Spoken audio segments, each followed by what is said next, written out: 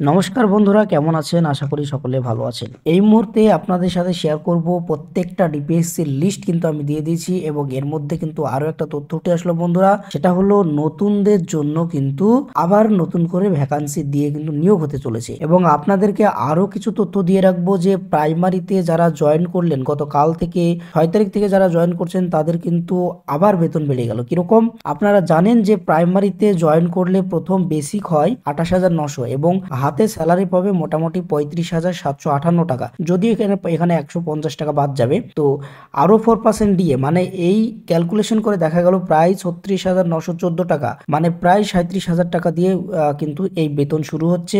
অর্থাৎ প্রাইমারি কিন্তু একটা লোভনীয় চাকরি বলা যেতে পারে। প্রাইমারিতে বর্তমানে যে স্যালারি রয়েছে সেটা যথেষ্ট।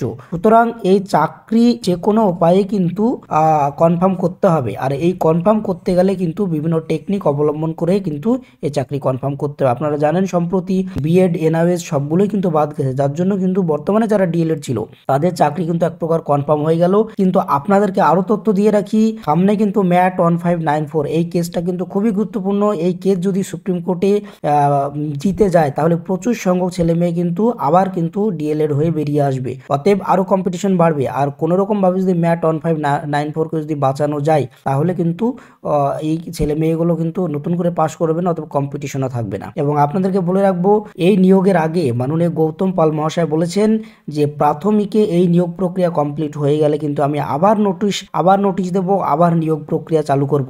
অপরপক্ষে 2022 সালে যারা টেট পাস করেছেন তাদের কিন্তু বরাবরই দাবি ক্লাস 5 কে প্রাইমারিতে অ্যাড করতে হবে এবং 50,000 ভ্যাকান্সিতে কিন্তু নিয়োগ করতে হবে।